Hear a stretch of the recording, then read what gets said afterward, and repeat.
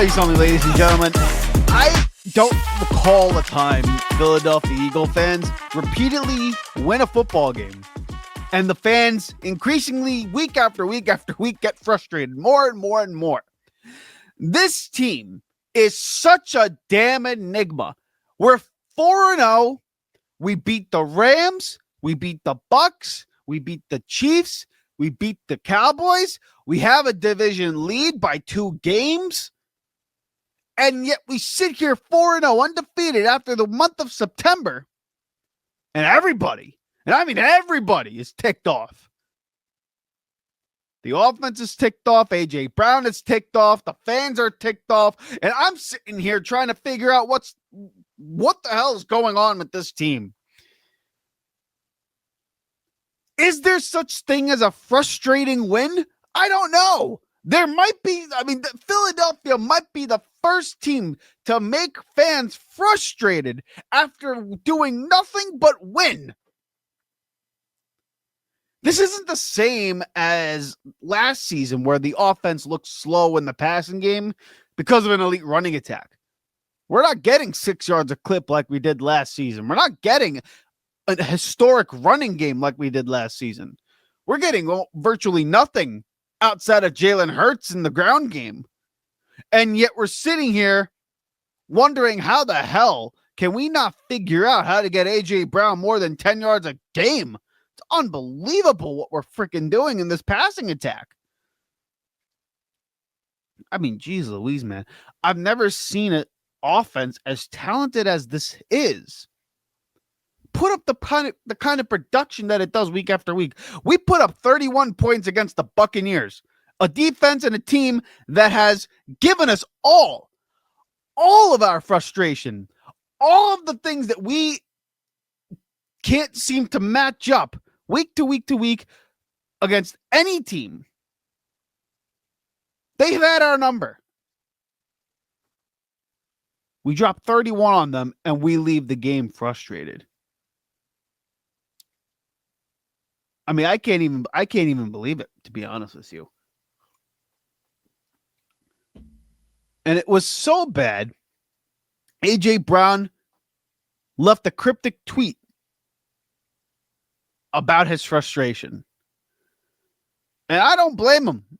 I know people are going to say, like, hey, A.J. Brown needs to quit complaining about getting the ball. He got targeted 9 times. He only came away with 2 catches. You got to be better. But I'll tell you what, man, I am Team A.J. Brown on this one. I am just Team A.J. Brown through and through. This offense we can't put a full game together. And I can't even figure out why.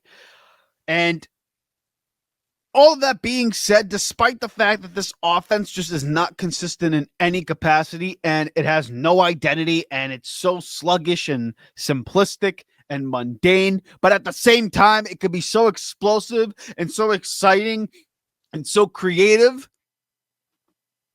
We're 4-0. And the teams that we beat were Dallas, who was in our division. We beat the Chiefs, you beat the Rams, and you beat the Bucs. Those last 2 teams are teams that could potentially screw around and win the 1 seed. And you have the tiebreaker against them now. And yet we sit here as Eagle fans, frustrated with the fact that we're 4-0, beating every team in the NFC, beating the Chiefs. We dropped 31, and we're looking at this team like, what the hell is going on? And we're right about it. That's the worst part. We're right about it. Oh, God, this team is such a damn enigma. I can't even remember a team that was like this. I don't. Listen, we'll talk about the A.J. Brown tweet in just a moment. We're going to talk about this game and the ramifications of this game. But before we do that, let's introduce the show. This is the Riding the Bench Eagles podcast. I'm your host, Asif Badi, and like you, I am a Birds fan who talks about the Birds, only the Birds, and nothing but the Philadelphia Eagles. So please do us a favor here. Help us grow this channel organically by shooting this video a thumbs up, commenting your thoughts in the comments section below. Be part of the discussion and subscribe to the channel. Also, check us out on Apple Podcasts and Spotify and leave a 5-star 5-star review, because in the end, it doesn't cost you a damn thing to do any of those things. I'm not asking for a penny from any of you. I just ask for the like and subscribe. Help me get out to as many Eagle fans out there as much as possible. So please, we thank you for your support on the opposite side of the camera and on the opposite side of the airwaves. Okay.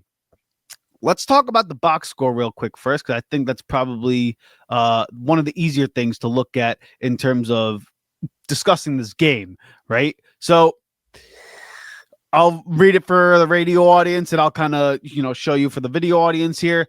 Jalen Hurts went 15 for 24, 130 yards, 2 touchdowns, no interceptions. He also had 60 yards rushing on top of it. So again, 190 yards, total offense. I'm not upset about that performance per se.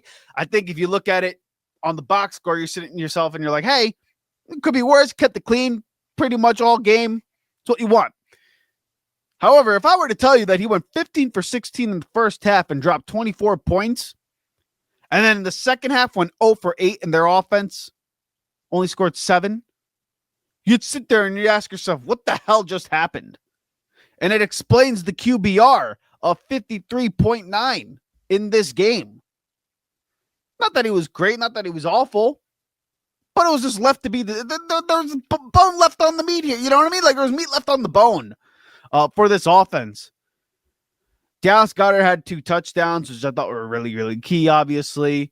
Saquon had 4 catches. Devontae only had 2 catches. A.J. Brown, 2 catches, 7 yards, 9 targets. I mean, good Lord almighty. And then obviously Baker Mayfield, he had 289 yards. Bucky Irving and Emeka Egbuka had the big long touchdowns, right? One on a broken play, one on a scramble drill. So again, it took some freakish plays for the Bucs to be in this game, but the Bucs were in this game at some point. After the first half, they were in this game. And that's the thing about this team. The first half was the team we were looking at on the back end of the Rams game. We're like, wow, the offense looks smooth. The passing game looks explosive. It's getting out of there quick. We're creating opportunities. We're making plays. To the point of 24-6 in the first half, it's like, wow, we are really writing the demons here. We're really beating off these demons. We're beating off the Bucs. Let me rephrase that. Let me rephrase that one. We're really beating the Bucs' teeth in, a team that has had our number. And yet in the second half, we only drop, 7 points? And they come back and make it a ball game. And if it weren't for the heroics of this defense, this team would have lost this game. And if it weren't for the special teams on the first play to spot us 7 points, this would have been a pretty tough loss. This offense is such an enigma.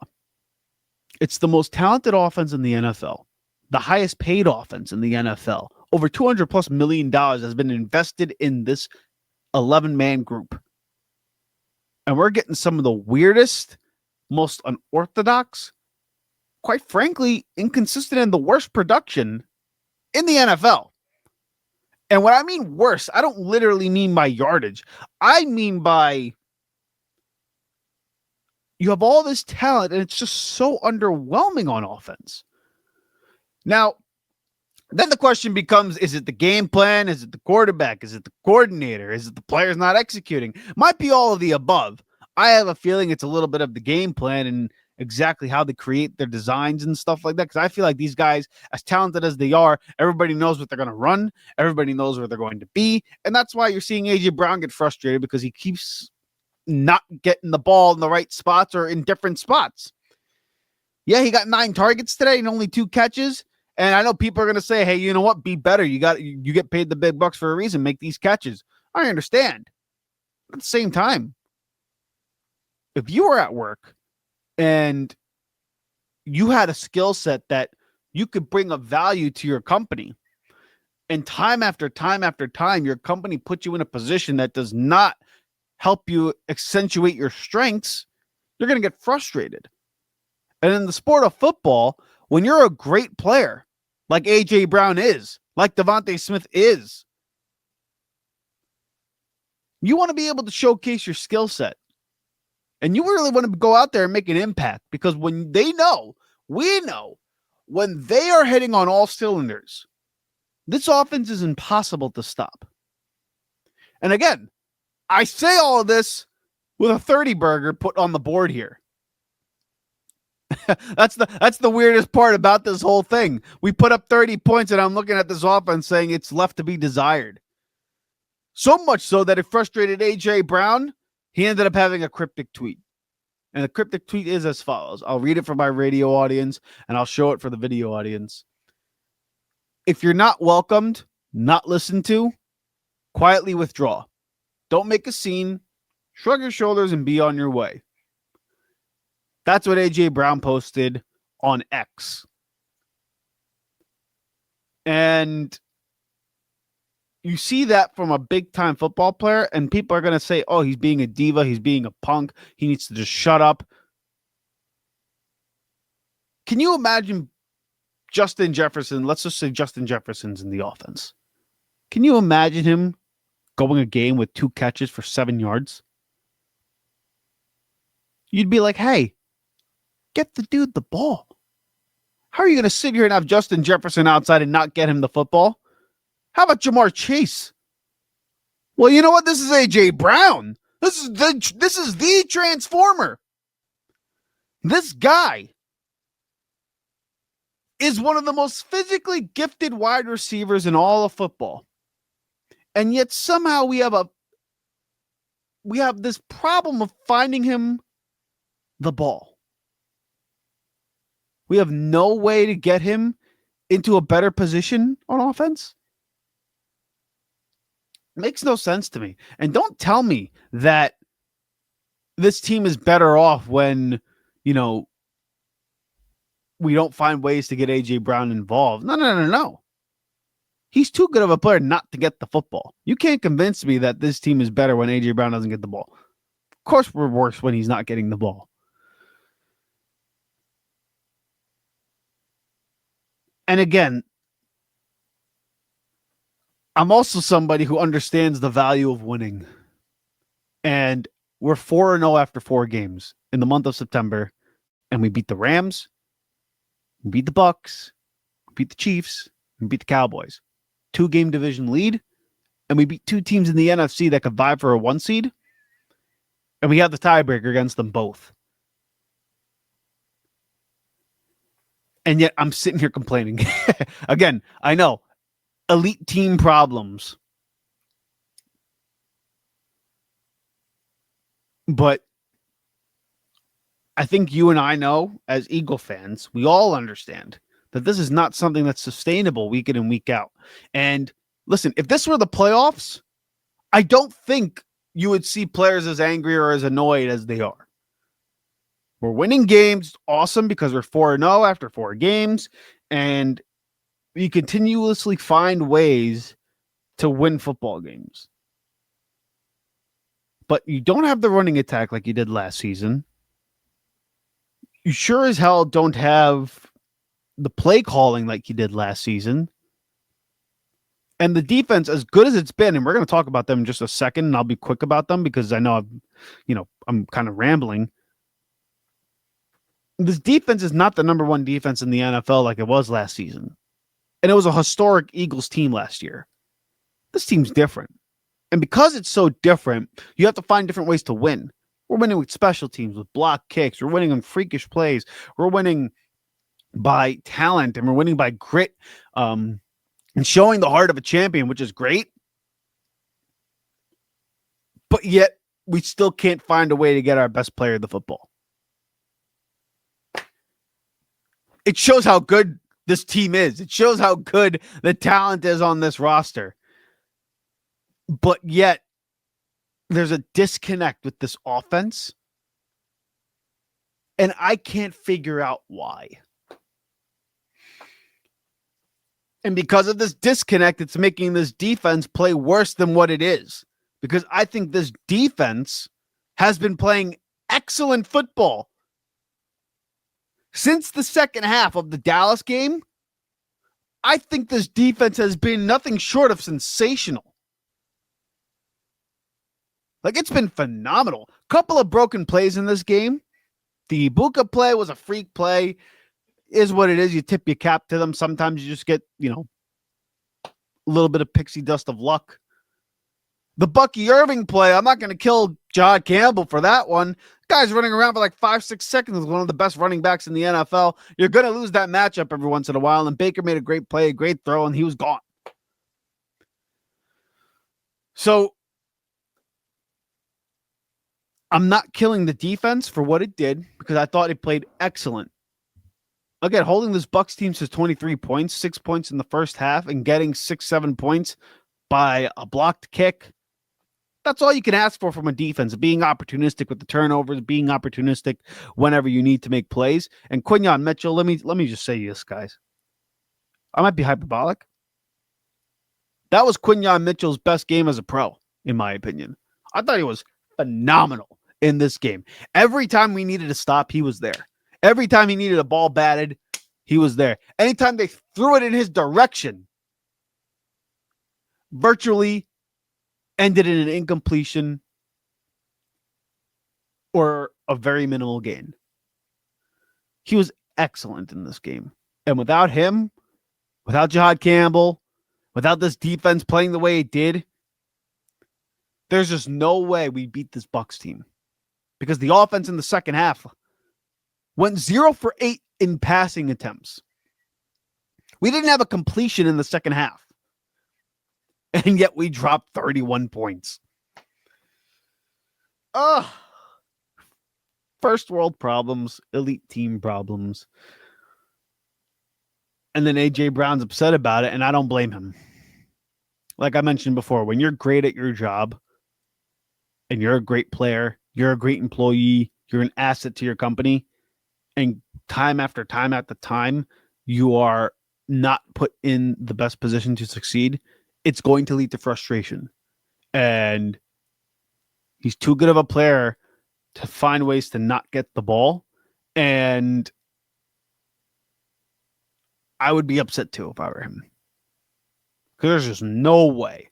There is no way in hell any other player with his status would have to deal with something like this. Justin Jefferson wouldn't have to deal with this.